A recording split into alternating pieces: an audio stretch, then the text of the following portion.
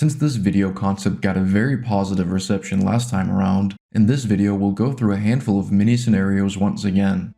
To start off, here's the Middle Eastern Federation, or just Turkey as it is often referred to despite its rebranding. In this scenario, the Ottoman Empire never joined the side of the Central Powers in the First World War. Instead, it attempted to remain neutral as much as possible, while still complying with Entente demands and staying for the most part in their good graces. Still, the Ottoman dynasty would not last, and following the Great War, Turkey would face a major popular revolution, abolishing the monarchy and establishing a federal republic. The glue that sticks the Middle Eastern Federation together is its democracy and secularism. While this may sound odd to us, given the path Iraq and Syria went down in the real world, in this scenario, Turkey's more secular and lax interpretation of Islam spread rapidly in the Levant and Mesopotamia, giving rise to a Turkish-dominated but still very multicultural federation, which never committed the same atrocities towards its minority groups. Turkey today is one of the world's major powers, not quite being on par with, say, the United States or China, but relative to Russia, Japan, or Germany, with its vast oil reserves and large, relatively wealthy population. Before we move on, a big thank you to this video's sponsor and officially my new VPN provider, CyberGhost VPN. CyberGhost VPN encrypts your online data and helps to secure your personal information from hackers. With CyberGhost VPN, all of your traffic goes through a secure VPN tunnel, your IP address is hidden, and your data is encrypted. Even more importantly, in my opinion, it's really convenient. Being able to change your IP address comes with a ton of perks. With CyberGhost's global network of servers, you can bypass censorship, find the best prices while shopping online, and find your favorite shows and movies that aren't available in your home country.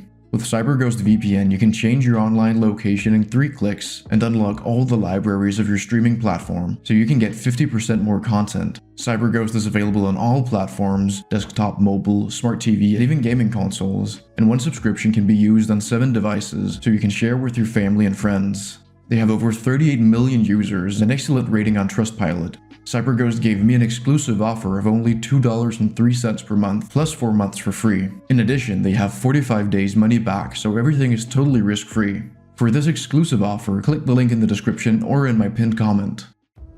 I've made scenarios where Denmark unites Scandinavia in the Middle Ages through the Kalmar Union surviving, and where Sweden-Norway does in the 1800s through support and integration of Denmark. But one Scandinavia scenario I've yet to do is one where the Swedish Empire unites it during its peak in the 1700s, perhaps with a big victory in the Great Northern War. So that's essentially what we have here. Like how the Kalmar Union was very Danish dominated, this is Scandinavia that is very Swedish dominated. To the point, in fact, where it's not even called Scandinavia, but rather just Sweden, as the Swedish elite assimilated the Danes and Norwegians into a broader, more inclusive Swedish identity. Like how the Scanians, after a few failed rebellions, were assimilated in real life and no longer consider themselves Danes. Or how the Swedes and Geats used to be separate peoples, but today generally see themselves as just Swedes collectively.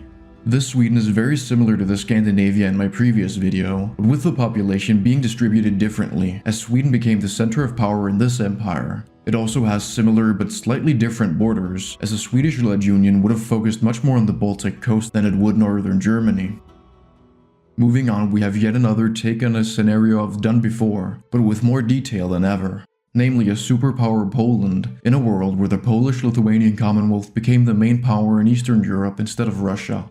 In this scenario, the Poles would colonize the sparsely populated Pontic steppe and spread their language and culture throughout Eastern Europe. Still, these Slavs or Ruthenians would exist. Under Polish rule, their language and culture would develop differently and likely resemble Ukrainian more than Russian, as Ukrainian saw some Polish influence throughout history in real life. But it would be its own language entirely that doesn't exist in the real world. It would of course also be home to countless other minority groups, as this region is in real life. Unlike Russia, it wouldn't hold on to Siberia. Here a Cossack-led state would break off, as Poland focused more of its resources on Europe instead. Still, this Poland is truly a superpower with a global reach. It generally just takes the place of Russia and the Soviet Union in real life, geopolitically. But without a communist revolution, it probably wouldn't have the same disdain for America and the Western-led world order, and more so just be a part of a multipolar world where it does compete with the US and other powers.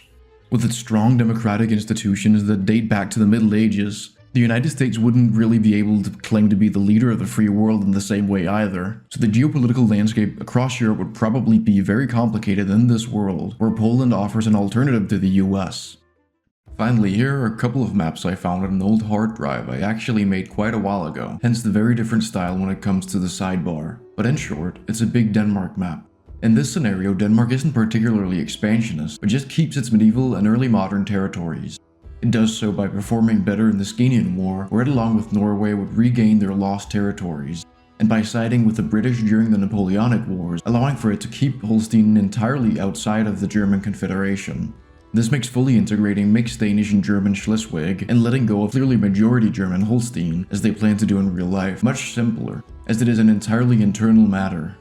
This world broadly doesn't differ much from the real world, with the only significant change being that Denmark remains the most prominent Nordic country, with Sweden only slightly behind, and with Norway being ever so slightly more relevant. But that's about all for now. Don't forget to click the link in the description or in my pinned comment for an exclusive $2.03 a month offer on CyberGhost VPN. Secure your data and unblock any content on the internet today, completely risk-free. Also leave a like and subscribe if you enjoyed the video, and a big thank you to all my channel members. See you next time.